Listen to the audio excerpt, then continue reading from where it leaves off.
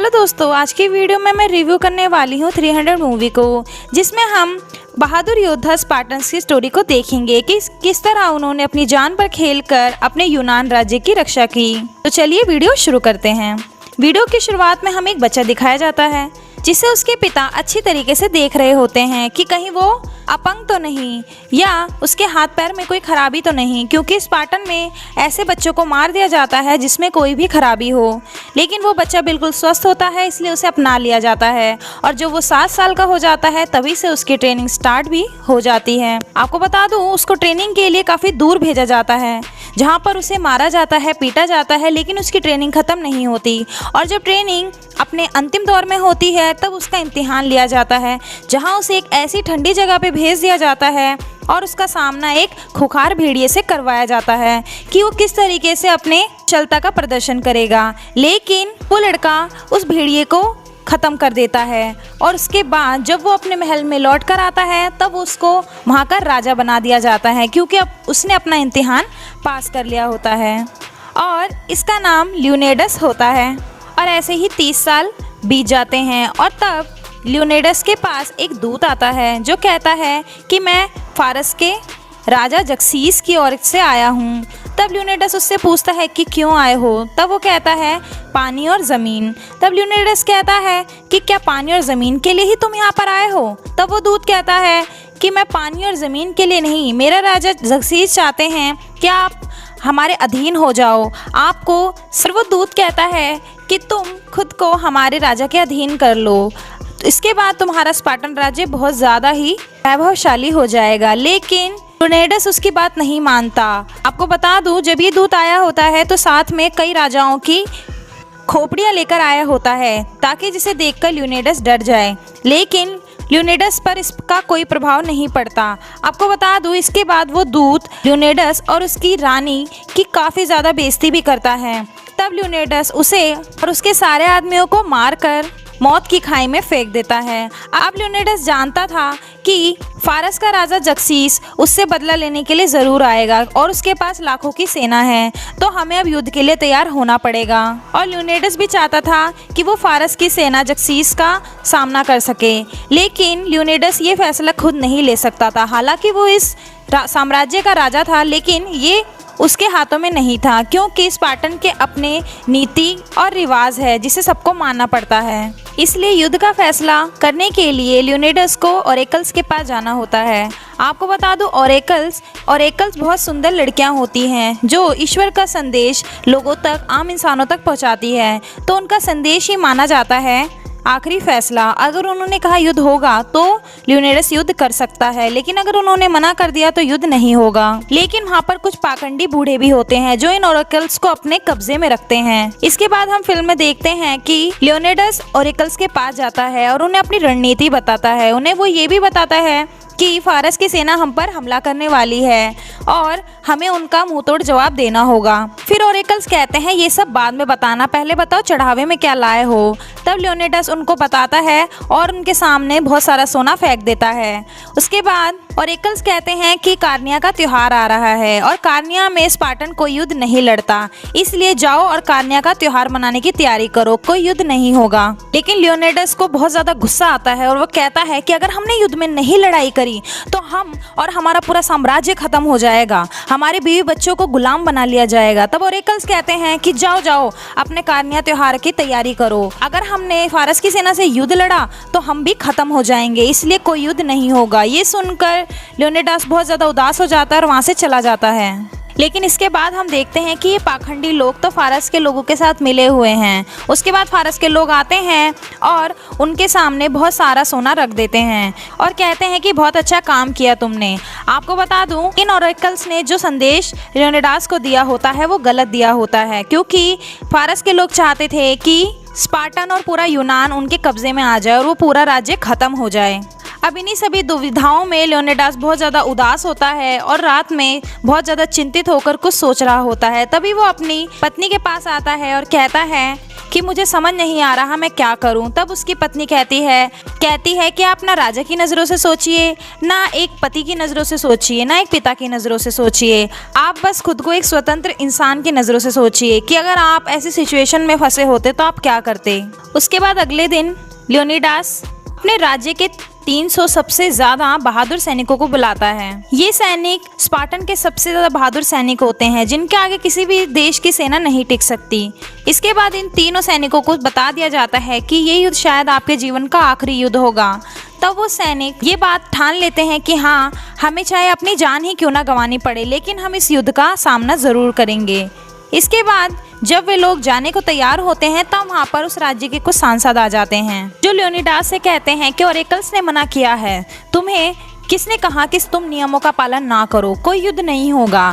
तब लियोनिडास कहता है कि मैं कोई युद्ध पे नहीं जा रहा, मैं तो वहाँ घूमने जा रहा हूँ और ये 300 सैनिक तो मेरे अंगरक्षक बन के जा रहे हैं। इसके बाद वहाँ पर एक और सांसद होता है जिसका नाम रेडो होता है और वो ज़क्सीस के साथ मिला होता है। आपको बता दो उसने इन पुजारियों को भी खरीद रखा होता है। वो कहता है कि तुम युद्ध पे नहीं जा सकते क्योंकि वो चाहता था कि लियोनिडास मर जाए और उसके बाद स्पार्टन राज्य की पूरी दारोमदारी इसके कंधे पर आ जाए और ये वहाँ का राजा बन जाए। लेकिन जब लियोनिडास कहता है कि मैं तो घूमने जा रहा हूँ तब इस सांसद की सारी चाल उल्टी पड़ जाती है। उसके बाद लियोनिडास नर्क के दरवाजे की ओर निकल जाता है क्योंकि नर्क के दरवाजे पर ज़क्सीस की सेना आ रही होती है और जब ये जा रहे होते हैं तो हमें वहाँ पर एक आदमी दिखाया जाता है जिसके पास भाला और ढाल होती है जो इन लोगों को जो इनका पीछा कर रहा होता है। आपको बता दें ये एक कुबड़ा आदमी है, लेकिन ये कौन है इसका पता हमें मूवी के आगे जाके पता चलेगा। इसके बाद ये सारे स्पार्टन्स अपनी यात्रा पे निकल जाते हैं और उनके रास्ते में गांव पड़ता है जो बहुत ज्यादा बुरी हालत में होता है। तभी वहाँ पर एक जख्मी हालत में बच्चा आता है और लियोनिडास की गोद में आके गिर जाता है और वो कहता है कि यहाँ पर राक्षस आए थे। तब हमें पता चलता है कि उस गांव को फारस के लोगों ने ही खत्म किया है, उसको पूरा जलाकर राख कर दिया है। इसके बाद स्पार्टन्स का ही एक सैनिक कहता है क्या हम इनको खत्म कर पाएंगे। तब लियोनिडास कहता है कि ये तो हमारी तलवार ही बताएगी कि हम इन्हें खत्म कर पाएंगे या नहीं। और अपने मन में युद्ध को जीतने की भावना लेकर ये लोग आगे बढ़ जाते हैं और समुद्र के किनारे पहुंच जाते हैं। जब वो समुद्र में देखते हैं तो वहाँ पर उन्हें हजारों फारसी जहाज दिखाई देते हैं और तभी वहाँ पर बहुत तेजी से बारिश होना शुरू हो जाती है, बिजली कड़कना शुरू हो जाती है, जिसके बाद समुद्र में एक ऐसा तूफान आता है और सारे जहाज पानी में डूब जाते हैं, जिसे देखकर यूनानी बहुत ज़्यादा खुश होते हैं। लेकिन उनकी खुशी का ये पल ज़्यादा लंबा नहीं था क्योंकि जब वो दूसरी ओर देखते हैं तो वहाँ पर उन्हें लाखों फारसी सेना दिखाई देती है। लेकिन लियोनिडास काफ़ी खुश होता है क्योंकि वो जिस पहाड़ी पर खड़ा होता है वो नरक का द्वार है और उनके रास्ते इतने सकरे हैं कि फारसी सेना पूरी नहीं आ सकती उस रास्तों पर, उन्हें कुछ कुछ करके ही आना पड़ेगा। इसलिए लियोनिडास बहुत ज़्यादा खुश होता है कि वहाँ पर कोई नहीं आ सकता। लियोनिडास अपने सेनापति से पूछता है कि क्या कोई और भी रास्ता है इस पहाड़ी से जिससे फारसी सैनिक हम तक आ सकते हैं। तब सेनापति कहता है कि नहीं, ऐसा कोई और रास्ता नहीं है। लेकिन हम फिर वहाँ एक उस कुबड़े इंसान को देखते हैं जो इनका पूरे रास्ते पीछा कर रहा था और वो कहता है कि महाराज मैं जानता हूँ पश्चिम की ओर से एक रास्ता है जिसके जरिए फारसी सेना आप पर हमला कर सकती है क्योंकि उस रास्ते से आपको चारों ओर से घेरना बहुत ज़्यादा आसान है। तब लियोनिडास उससे पूछता है तुम हो कौन। तब वो कहता है कि मैं भी आपके राज्य का ही एक सिपाही हूँ, मेरे पिता आपके राज्य की सुरक्षा करते करते शहीद हो गए और मैं भी उनकी तरह शहीद होना चाहता हूँ, मैं भी फारसियों को मारना चाहता हूँ। तब लियोनिडास कहता है कि तुम्हारी शारीरिक हालत तो ऐसी नहीं लग रही जिससे तुम युद्ध कर पाओ। तब वो कहता है मेरी शारीरिक हालत की वजह से ही आज मैं इस मुकाम पर हूँ। मेरे माता पिता मुझे स्पार्टन से ले गए क्योंकि अगर मैं वहाँ रहता तो मुझे फना होना पड़ता। उसके बाद लियोनिडास उस कुबड़े इंसान से कहता है चलो चलो अपनी ढाल को जितना ऊंचा उठा सकते हो उठा के दिखाओ। तब वो कुबड़ा इंसान उस ढाल को उठा नहीं पाता। उसके बाद लियोनिडास कहता है कि मैं तुम्हारे जज्बे और तुम्हारी शक्ति का बहुत ज़्यादा मुरीद हो गया हूँ, लेकिन अगर मैंने तुम्हें अपने साथ सेना में शामिल किया तो तुम्हारी एक चूक से मेरी सेना को बहुत ज़्यादा नुकसान होगा। इसके बाद लियोनिडास कहता है कि दोस्त तुम आगे बढ़ जाओ और हमें भी आगे जाने दो, और ऐसा कहकर लियोनिडास आगे बढ़ जाता है। इसके बाद वो कुबड़ा इंसान बहुत ज़्यादा गुस्से में हो जाता है और अपनी ढाल और अपने भाले को पहाड़ी से नीचे फेंक देता है। और तभी वहाँ पर फारसी सेना आ जाती है जिसका डटकर सामना करती है स्पार्टन्स के 300 सैनिक और उनको मारकर पहाड़ी से नीचे गिरा देते हैं। आपको बता दूं, स्पार्टन्स की ये पहली सबसे बड़ी जीत होती है और स्पार्टन की इस बहादुरी को देखकर फारस का राजा जक्सीस खुद लियोनिडस से मिलने आता है और उससे कहता है। तब लियोनिडस उस जक्सीस को देखकर कहता है कि तुम ही हो क्या फारस के राजा? तब जक्सीस कहता है, हाँ मैं ही हूँ और मैं तुम्हारे कबीले की बहुत ज़्यादा तारीफ करता हूँ और तुम्हारी भी, कि तुम एक भगवान के सामने खड़े हो और फिर भी तुम निडर हो। तब लियोनिडस कहता है कि तुम्हारे राज्य में गुलाम ज़्यादा है, सैनिक कम, तुम्हारे राज्य में बहादुर लोगों की संख्या भी कम है, इसलिए वो लोग तुमसे डरते होंगे, मैं नहीं। और बहुत जल्द उन्हें तुम्हारे हंटरों से ज़्यादा हमारे भालों से डर लगना शुरू हो जाएगा। लेकिन जक्सीस कहता है कि उन्हें हमारे हंटर से डर नहीं लगता, उन्हें हमारी रूहानी शक्तियों से डर लगता है और ये रूहानी शक्तियों का फ़ायदा मैं तुम्हें भी दे सकता हूँ अगर तुम मेरे साथ मिल जाओ। मैं तुम्हारे राज्य को धन दौलत से भर दूंगा, तुम्हारे राज्य में किसी चीज़ की कमी नहीं रहेगी अगर तुम हमारे साथ मिल जाओ, लेकिन उसके लिए तुम्हें खुद को हमारे आगे झुकाना पड़ेगा, हमारे आगे घुटने टेकने पड़ेंगे। लेकिन लियोनिडस कहता है कि तुम्हारे 1000 सैनिकों को मारकर मेरे पैरों में अकड़न आ गई है, इसलिए मैं झुक नहीं सकता। जक्सीस को बहुत ज़्यादा गुस्सा आ जाता है और लियोनिडस उससे ये बात कहकर वहाँ से चला जाता है और उसकी सारी बातों को इनकार कर देता है।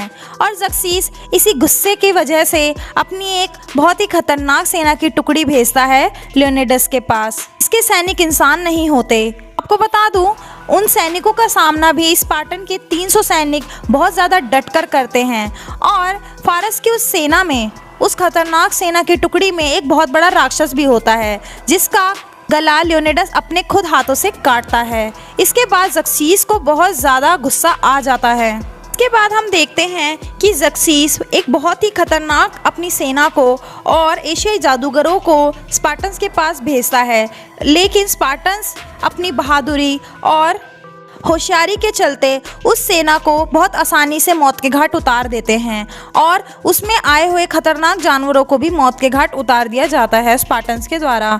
लेकिन इस युद्ध में सेनापति का बेटा भी शहीद हो जाता है, इसलिए स्पार्टन्स अपने इस युद्ध की कोई जीत का जश्न नहीं मनाते। लेकिन स्पार्टन्स की इस जीत को देखकर जक्सीस, जो अपने आप को भगवान मानता था, वो भी गुस्से से बौखला जाता है और अपने ही सिप्पे सालारों का खून कर देता है और उन्हें मौत के घाट उतार देता है। तभी हम देखते हैं वो कुबड़ा इंसान जक्सीस के पास जाता है और कहता है कि मैं आपकी मदद कर सकता हूँ, लेकिन मुझे सब कुछ चाहिए, मुझे धन चाहिए, दौलत चाहिए, लड़कियां चाहिए। तब जक्सीस कहता है, हम यहाँ के भगवान हैं, हम स्पार्टन जैसे नहीं हैं जो तुम्हें अपने राज्य से निकाल देंगे, हम तुम्हें सब देंगे, क्या तुम हमारी मदद करोगे? तब वो कुबड़ा कहता है, हाँ हाँ मैं बिल्कुल तुम्हारी मदद करूँगा। वहीं हम दूसरी ओर देखते हैं महारानी, जो लियोनिडस की बीवी होती है, वो सांसदों की सभा में सबसे ये गुहार लगा रही होती है कि हमें लियोनिडस की मदद के लिए सेना को भेजना चाहिए। लेकिन कोई भी सांसद उसकी बात नहीं मानते, क्योंकि वहाँ पर वो भी सांसद होता है जो जक्सीस से मिला होता है। उसके बाद रात में हम देखते हैं कि वो सांसद महारानी के पास आता है और कहता है कि मैं तुम्हारी मदद कर सकता हूँ अगर तुम जो मैं चाहता हूँ वो मुझे दोगी। तब महारानी कहती है, तुम्हें क्या चाहिए? तब वो कहता है कि तुम अच्छे से जानती हो मुझे क्या चाहिए। आपको बता दूं, इस सांसद की नज़र महारानी पे बहुत ज़्यादा गंदी थी, इसलिए वो उसके साथ फिजिकल रिलेशनशिप बनाता है। लेकिन अगली सुबह जब फैसला होने वाला होता है तब वो अपनी बात से मुकर जाता है और महारानी पर ही गंदे गंदे इल्ज़ाम लगाता है।